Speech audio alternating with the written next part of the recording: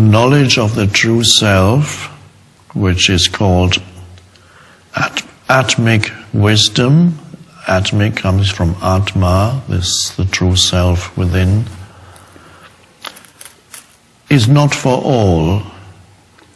Those with agitated, uncontrolled minds cannot even guess that the Atma is present here within.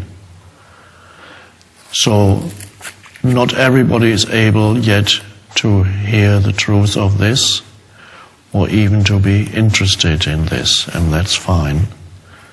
It just means they have to suffer a little bit more first.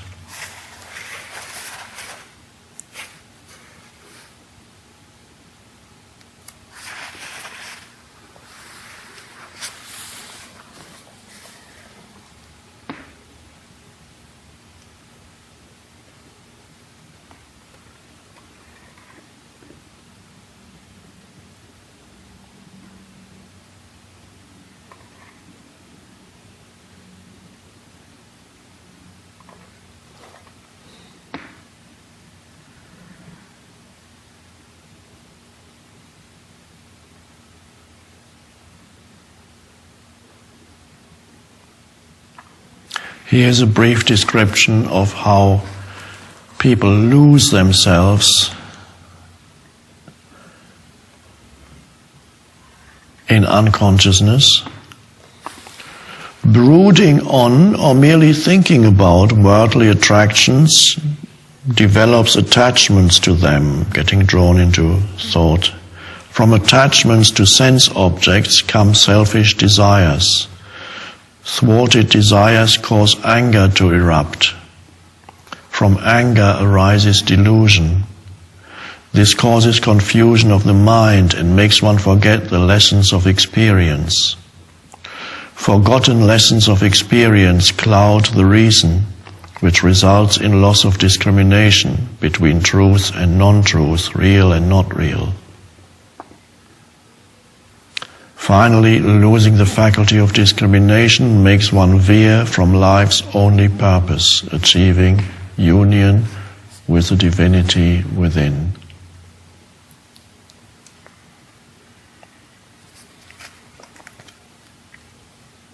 And so, one's life itself is wasted. One lifetime is wasted, but ultimately, nothing is wasted. I'd like to add, it's all part of the awakening of consciousness.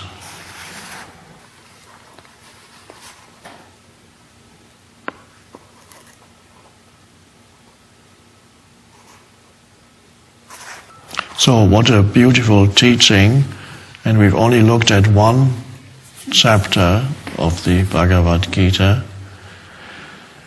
And we've seen the essence of it,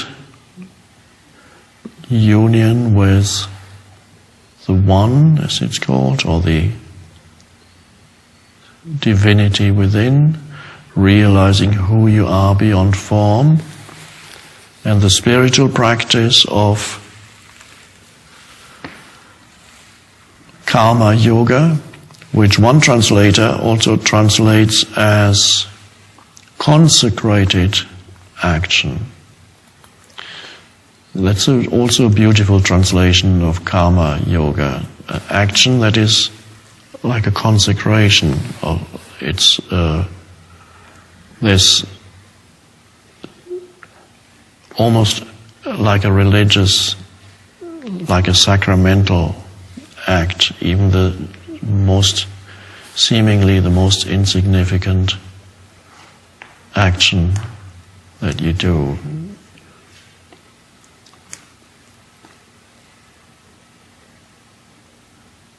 But let's see, so no matter really where you are in life or what actions you perform, you start wherever you are right now. You don't need to wait for conditions to get better for your spiritual practice, or that you can withdraw from the world. the revolutionary teaching of the Bhagavad Gita. It was revolutionary then, it still is in a way, that everyday life can be used as a spiritual practice. And no matter what form it takes, and whatever form it takes for you, is the most appropriate one for you at this moment.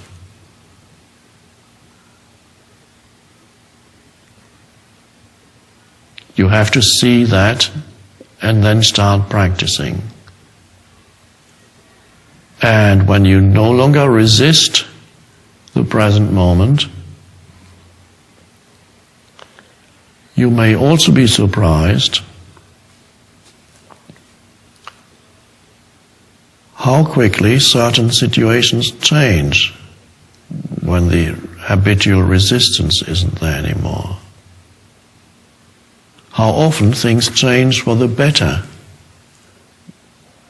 They're actually kept in place, situations that are difficult are often kept in place by the very resistance. The unhappiness that arises through that resistance creates further unhappy experiences. And then you end up interpreting everything that happens through your unhappiness. And many humans live like that.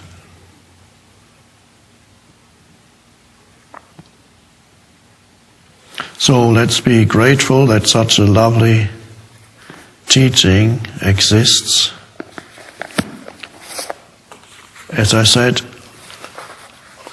this is perhaps the one to start with if you want to read the Bhagavad Gita. There's so much in there that I would like to spend at least one other session soon going more deeply into some of the other chapters of the Bhagavad Gita.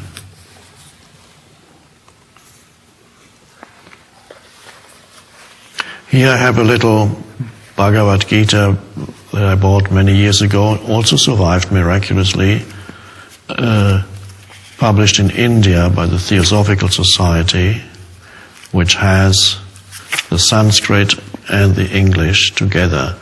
Not that probably you won't understand the Sanskrit, but it's just lovely to look at the writing.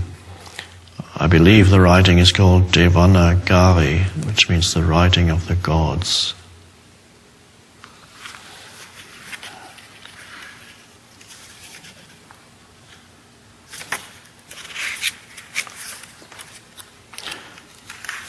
This is a somewhat more literal translation, which you can look at later after you've read the more accessible translation.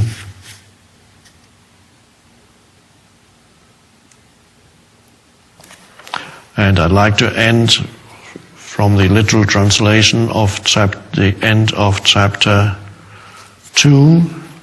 So all the chapters end in the following way.